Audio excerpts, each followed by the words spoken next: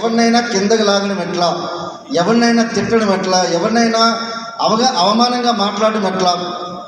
మీకు చాడీలు అంటారు కదా, ఆ చాడీల మీద చాలామంది పిహెచ్డి చేసి ఉంటారు. చాడీ అంటే ఏది కాదు, మనం అనుకొని చేసే ఒక నేరమే. మనం అనుకుంటాం, అదే దాన్ని బయటికి చెప్పేదాన్ని నేరం. అలాంటి నేరాలు చేసే దగ్గర నుంచి నెగిటివ్ మైండ్ సెట్ నుంచి మీరు పాజిటివ్ మైండ్ సెట్లోకి రావాలి. సో ఎందుకు సార్ రావాలనుకున్నారంటే, ఈరోజు ఈ భూమి మీద కోటీశ్వరులందరూ ఎంతమంది ఉన్నారు అనుకుంటున్నారు? 800 కోట్ల జనాభాలో కేవలం 58 మిలియన్స్ 5,83,00,000 మంది మాత్రమే కోటీశ్వరులు ఉన్నారు. మన ఇండియాలో చూస్తే 8,65,660 మంది మాత్రమే ఉన్నారు. అంటే 145 కోట్లలో ఒక రైట్ మైండ్ సెట్ ఉండి ఒక బిజినెస్ బిల్డ్ చేయడానికి ఆలోచన ఉండేటోళ్ళు ఎంతమంది ఉన్నారంటే ఓన్లీ 8,65,660 మంది మాత్రమే. మీరు అనుకోవచ్చు, సార్ మరి మేము ఎందుకు కాలేకపోతున్నామంటే, ఇక్కడ నువ్వు కరెక్ట్గా నీ మైండ్ సెట్ కరెక్ట్గా ఒక అర్ధగంట సేపు ఇక్కడ నీ పెట్టలేవు. కానీ నువ్వు ఎలా అంటే ధనవంతుడు అయిపోవాలి, కరోడుపతి అయిపోవాలి, ఎట్లయిపోతాం?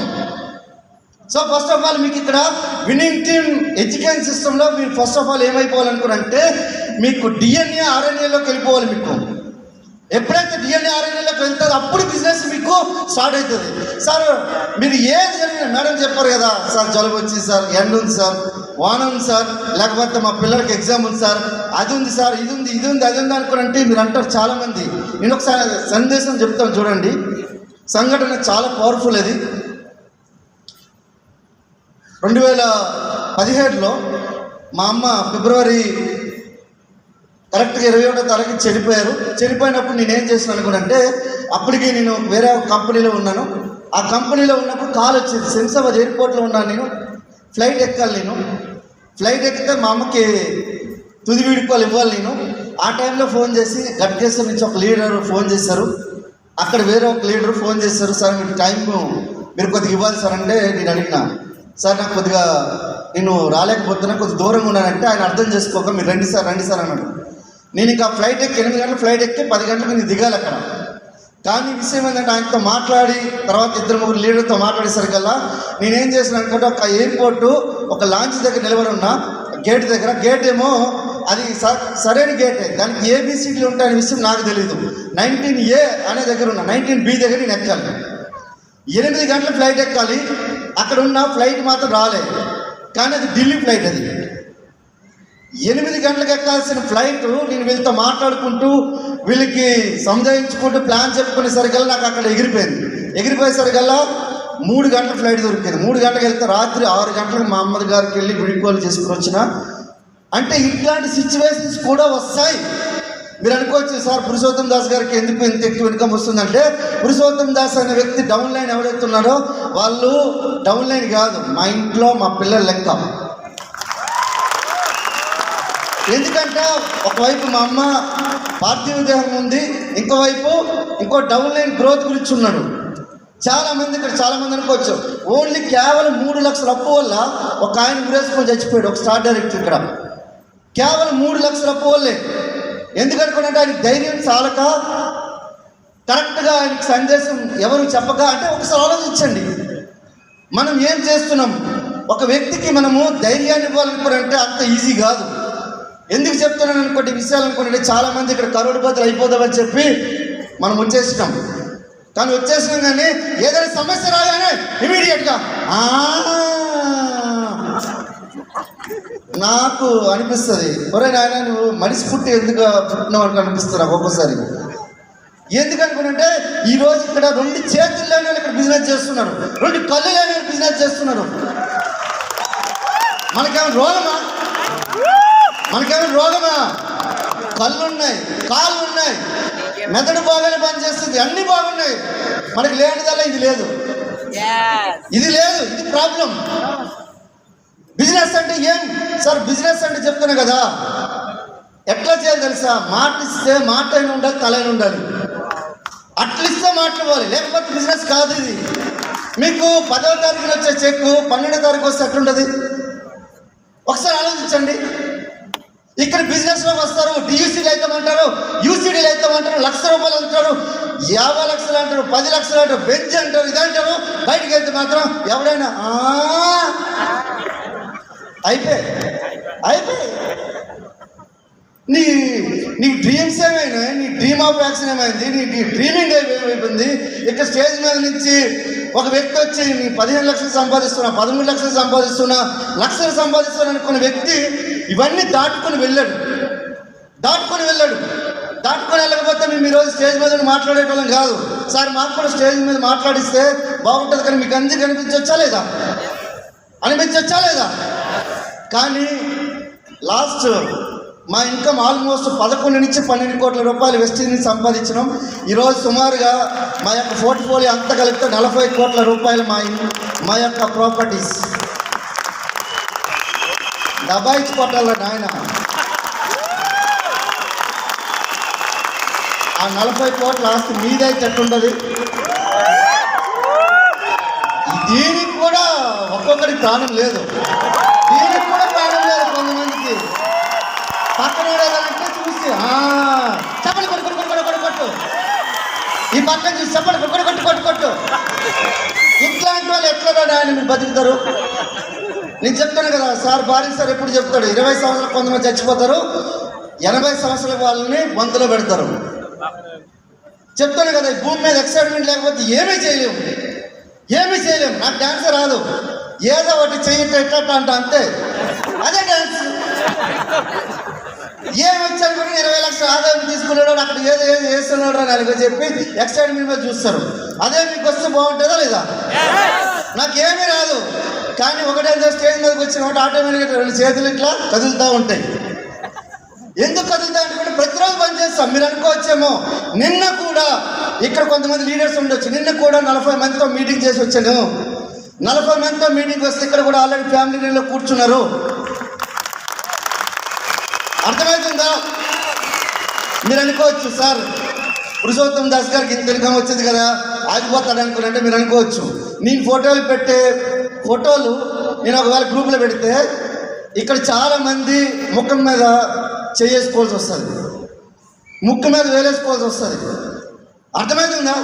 చాలామంది పేరుతో మాటలు అబద్ధాల కోరలు, ఏమి పని చేయరు. 80% ఇట్లనే ఉంటే మన బిజినెస్ ఎట్లా బిల్డ్ అవుతుంది? ఒక్కసారి మాట ఇచ్చే కోర్ చేయాలి. ఫైనల్ క్లబ్ చేసి పెట్టాలి.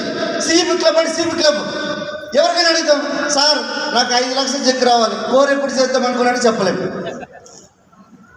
ఎవరైనా అందరు లీడర్స్ అందరు తీసినాక అప్పుడు చెప్తాం, సార్ కోర్ చేస్తా సార్. ఇది కోర్ కాదు, ద్రోహం అన్నట్టు లెక్క. నేను ఎందుకు ఇంత పెద్ద పదం మాట్లాడుతున్నంటే, ఈ బిజినెస్లోకి వచ్చినాక మీరు సక్సెస్ కాకపోతే మీరు ఒకసారి ఆలోచించండి. మీ టైం అనేది వేస్ట్ అవుతుందా లేదా? మీ టైం వేస్ట్ అవుతుంది. ఇక నలుగురికి హెల్ప్ చేయాలని ఆలోచనలో రావాలి. ఇప్పుడు నేను ఈరోజు వెస్టీలో 20 లక్షల రూపాయలు ఒక్కటి సంపాదిస్తున్నానంటే గొప్పేమి కాదు, కానీ 401 మందికి కార్లు ఇప్పించగలిగినాం. 401 మందికి మాతో పాటు నడిచేటోళ్ళు 401 మంది కార్లు ఇప్పించగలిగినాం. కాబట్టి మీరు అనుకోవచ్చు, రేపు 135 కార్లు అన్వీలింగ్ రేపు జరగబోతుంది. రేపు కేవలం లాస్ట్ ఎఫ్ఆర్ నుంచి ఎఫ్ఆర్ వరకు 135 కార్లు అన్వీలింగ్. ఒకసారి ఆలోచించండి సార్, నాకు అర్థమే కాదు. పని చేయడం ఏమైనా పెద్ద ప్రాబ్లమా? ఒకసారి చూడండి, ఒక కాలు లేకుండా నిలబడండి, ఒకసారి ఒక కాలు లేక నిలబడండి, 2 కాళ్ళు ఆపేసి నిలబడండి ఒకసారి. మనకు అన్నీ బాగున్నాయి, కానీ ప్రాబ్లం ఏంది? Right attitude. హార్మోని మనకు ప్రాబ్లం ఉంటుంది. Harmony everyday action. మీరు ఒకసారి ఆలోచించండి, గుండె కనుక ఒక క్షణం ఆగిపోయింది అనుకో ఏమవుతుంది?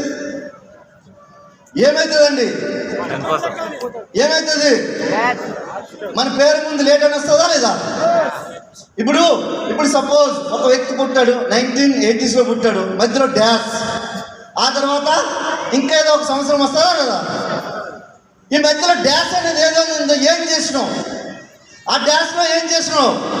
ఆ పురుషోత్తం దాస్ ఆ డ్యాష్లో ఏం చేసింది అనుకుంటే, ఒక 6 ఎకరాల భూమిలో ఒక స్విమ్మింగ్ పూల్ కట్టించి, నేను ఫామ్ హౌస్ కట్టించబోతున్నాను. ఆ డ్యాష్లో నా డ్యాష్ అయితే నాకు సరిగ్గా ఉంది, మరి మీ డ్యాష్ సరిగ్గా ఉందా?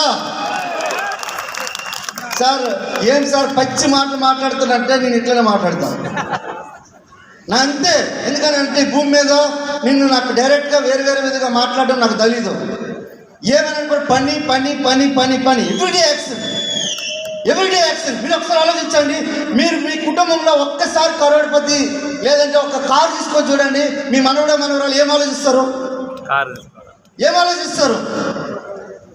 మీ మనవరాలు బెంజు, BMW లేకపోతే రోల్స్ రాయ్స్ ఈ కార్ల గురించి ఆలోచిస్తారు. సార్ ఇవన్నీ మా వాళ్ళు ఆడైతే సార్ అనుకున్నంటే చాలా జోక్గా నేను అనేటోని ఎప్పుడు ఈఎంఐ జోలికి అమ్మాయి జోలికి ఎప్పుడు వెళ్ళకూడదట.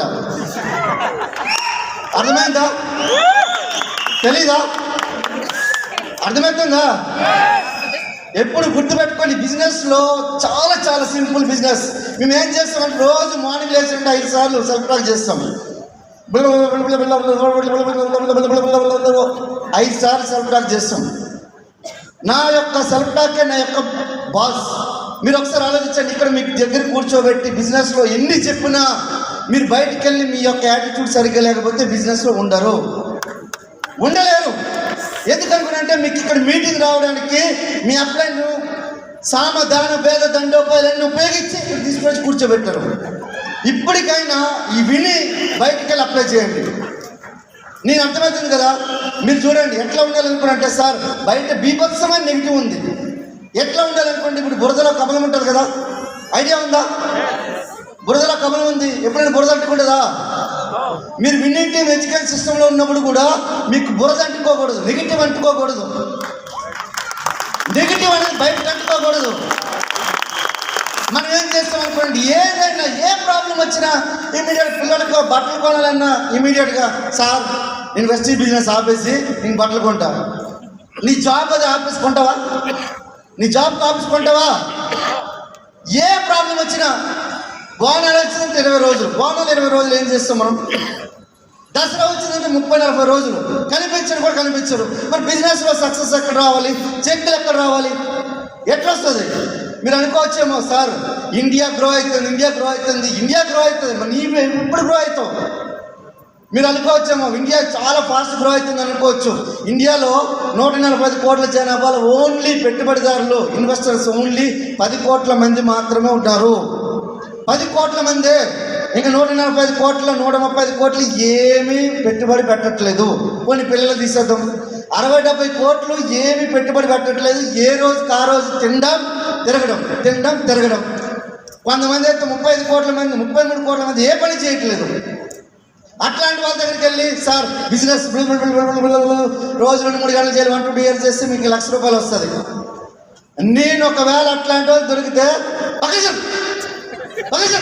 నేను డైరెక్ట్గా అనను, టక్కన వెంటనే ప్లాన్ చేసుకుని వెళ్తా. మీరు అనుకోవచ్చు సార్ ఎట్లా సార్ ఇదేంటి సార్ అనుకుని అంటే నేను DUCD మా అప్లైన్ ఇక్కడ ఉన్నారు 17 LOBతో DUCD అయ్యాను నేను. కొంతమందికి ఏ రోగమో నాకు తెలియదు, 2 లెక్కలు బిల్డ్ చేస్తారు. ఒకటి నాకు 2 కాళ్ళు ఉన్నాయి, నేను 2 లెక్కలు వేసుకుంటా. ఇదే చేస్తారు. 16 లెక్కలతో 5 లక్షలు 6 లక్షలు పీవీ చేస్తే ఇక్కడ 10 లక్షల చెక్ వస్తుంది. ఇంతటి దానికి నా సామిరంగా పెద్ద మాటలు మాట్లాడతారు. ఏమని అనుకుంటే నాకు తెలుసు నాకడానికి నాకడి బెల్లం లేదు కానీ గీకడి బెల్లం కావాలని అంటారు ఎవడో ఒకరు. పని చేయండి నాయన. పని చేస్తే వెస్టీలో బీభత్సమైన డబ్బులు ఉన్నాయి. నేను నా సంవత్సరం ఆదాయం ఎంత తెలుసా? నీకు చెప్పను, మీకు చెప్తా చూడండి. నేను ఒకవేళ IPS అయ్యి రిటైర్మెంట్ అయ్యే లోపల 1,80 లక్షల కంటే ఎక్కువ సంపాదించలేను. IAS IPS అయిపోయి ఒకవేళ నా దశ తిరిగి మన KK సింగ్ సార్ లెక్క నేను IPS IAS అయిపోయి నేను రిటైర్మెంట్ అయిపోయిన తర్వాత 60 సంవత్సరాల తర్వాత ఇట్లా నాకు కొద్దిగా అప్పుడప్పుడు కొన్ని చర్మ ముడతలు పడిపోతుంది. ఈ టైంకి వచ్చేసరికల్లా 1,80 లక్షలు సంపాదిస్తాను. అది కూడా నేను పెట్టి పుట్టుండాలి కాదు, నాకు తెలిసి ఒక మహా యజ్ఞం చేసి ఉండాలి IAS IPS కావాలంటే. కానీ నేను రిటైర్మెంట్ అయ్యే లోపల వచ్చే 1,80 లక్షలు నా సంవత్సర ఆదాయం వచ్చి 2,40 లక్షలు ఇక్కడ వెస్టీజ్లో. ఇంకా ఏం ఆలోచిస్తున్నారు నాయన మీరు? ఏం ఆలోచిస్తున్నారు? వెస్టీజ్లో డబ్బులు లేవా? మన దగ్గర యాటిట్యూడ్ ఎందుకు ప్రాబ్లం? భారత్ సార్ ప్రతిసారి చెప్తుంటారు ఎవ్రీడే యాక్షన్. ప్లాన్ చెప్పడానికి ఏముంది? ప్రాజెక్ట్ చెప్పినప్పుడైతే నేను ఇట్లా డ్యాన్స్ చేస్తాను. ప్రతిరోజు ప్లాన్. ఏముంది ఇందులో పెద్ద సీక్రెట్ ఏం లేదు. మీరు ఒక పెద్ద పెద్ద చదువులు చదవాలనుకో, మీకు నాలెడ్జ్ పుస్తకాలతో కుస్తీలు పడాలి. గవర్నమెంట్ జాబులు కావాలంటే పుస్తకాలతో కుస్తీలు పడాలి. మీకు 16-18 గంటలు చదివితే నాకు ఉద్యోగం వచ్చింది, గవర్నమెంట్ జాబ్ 14 సంవత్సరాలు చేసిన, అందులో ఏమీ లేదు. లాస్ట్ 2-3 లక్షలు అప్పు కావాలన్నా కూడా నేను ఎవరికో కాలు పట్టుకోవాలి బయట. అర్థమవుతుందా? కానీ ఈరోజు వెస్ట్రీలో చూడండి, నాకు ఇల్లు ఉంది, ఇక్కడ బంగ్లా 5 బెడ్రూమ్లు, నేను ఒక పెద్ద బంగ్లా కట్టించుకోగలిగిన, 2 కార్లు కొనుక్కోగలిగిన. సుమారు మీకు ఇవన్నీ చెప్పేసింది మేడం, చెప్పేసింది. విలేజ్ హోమ్ ఆల్రెడీ ఇల్లు కన్స్ట్రక్షన్ అయ్యి 3 నెలలు అవుతుంది. ఇప్పుడు వీకెండ్ హోమ్ కూడా ఆల్రెడీ ప్లాన్ చేస్తున్నా. 1 లక్ష దాటిన వాళ్ళకి మాత్రమే అలౌ చేస్తా. ఎందుకంటే స్విమ్మింగ్ పూల్ స్నానం చేయాలనుకున్నంటే ఖచ్చితంగా 1 లక్ష దాటి ఉండాలి. అట్లాంటి వాళ్ళు కూడా 86 మంది ఉన్నారు. అర్థమవుతుందా? ₹1,00,000 దాటిన కూడా 86 మందిని తయారు చేయగలను. వాళ్ళకి తయారు చేయాలనుకుంటే మామూలుగా ఉండేది కాదు. మాకు కిందనిచ్చి ఇట్లా ఒక్కొక్కసారి అనిపించేది, ఒరే నేను వీడితో పనిచేయడం కంటే ఎవరితోనైనా చేయించాలని అనిపించేది. కానీ వాళ్ళు కూడా మారారు.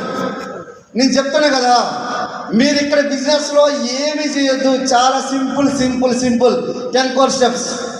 మీకు పౌండర్ సార్ గారు చెప్పారు కదా, 10 కోర్ స్టెప్స్. ప్రతిరోజు 10 కోర్ స్టెప్స్ చేయొచ్చా లేదా? చేయొచ్చా? 5 సంవత్సరాలు మీ ముఖం నాకు కనిపించాలి. మీరు చెప్తాను కదా, ఆడపిల్లలు కాకుండా మగవాళ్ళు అయితే, మీరు మగవాళ్ళు అయితే 5 సంవత్సరాలకు కనిపించండి. 5 సంవత్సరాలు. ఎందుకు సార్ అంటే కోటీశ్వరుడు కావడానికి. మీకో రీజన్ ఉంది, నాకో రీజన్ ఉంది. బయటకు వెళ్ళి మాత్రం ఎవరు నాకు మోగడేయద్దు. ఎవరు సరిగ్గా చెప్పాలి సార్, స్టేజ్ మీద నుంచి ఏది పడుతుంది అన్నా అనుకున్నట్టు అందుకే కాదు. అందరికీ సారీ చెప్తారు. మీరు కోటీశ్వరుడు కావాలనుకుంటే 5 సంవత్సరాలు ఉండండి. ఇక్కడ లేస్తారంటే వద్దు, మీకు వద్దు, మీరు ఉండొద్దు. మీ సారీ చెప్తున్నా, మీ టికెట్ కావాలంటే ఆ కల్చర్ కానీ ఇచ్చేస్తాం డబ్బులు. మనం ఇక్కడికి వచ్చిన పర్పస్ ఏంది? Very important. Purpose is a very clear. 2 to 5 game plan. మీరు ఆలోచించండి. మీరు బయటకు వెళ్ళి ఎన్ని చేసినా కూడా కోటీశ్వరుడు కావాలంటే అంత ఈజీ కాదు. మీకు ఆలోచించండి, ₹1,00,000 ఇన్కమ్ సంపాదించడం భూమి మీద మొత్తం మీద 58 మిలియన్స్ అంటే 5,80,00,000 అంటే ఒకసారి ఆలోచించండి. బయట అవకాశాలు లేవు. మీద డైరెక్ట్ సేల్ ఇండస్ట్రీ ఉంది. 2021లో ఆల్రెడీ గవర్నమెంట్ చట్టం తీసుకొని వచ్చింది. ఒకసారి ఆలోచించండి, గవర్నమెంట్ చట్టం తీసుకుని రాకపోతే మేడంకి మొన్ననే జాతీయ స్థాయి అవార్డు వచ్చింది. ఓన్లీ సెంట్రల్ మినిస్టర్స్ వచ్చింది జాతీయ స్థాయి అవార్డు. ఆలోచించండి సార్. నేను చెప్తున్నా, నెక్స్ట్ అఫ్వారీకి వెళ్ళా నేను ఏ పిన్లోకి రావాలి, నేను నెక్స్ట్ అఫ్వారీకి వెళ్ళా నేను ఏ కారులో రావాలి. మీరు మగవాళ్ళు అయితే లేదు. మగవాళ్ళు అంటే మీన్స్ నేను మగవాళ్ళనే నేను చెప్పను మీకు. నేను నా యొక్క ఇన్కమే చెప్తుంది. అర్థమవుతుందా? అది రెడీనా? నెక్స్ట్ ఇయర్ ఇదే ఎఫ్ఆర్ఈ కల్లా కారుతో వస్తాను. ఎందుకంటే బయట 135 మంది రేపు మగవాళ్ళు కనిపిస్తారు మీకు. రేపు 135 మంది కార్లు కనిపిస్తాయి. మీ కళ్ళతో చూడండి, ఒకసారి డ్రీమ్ చేయండి. సప్నే పూరే హోంగే నహీ, సప్నే పూరే హోంగే నహీ. ఎంత చల్లబడ్డారేంట్రా నాయన మీరు.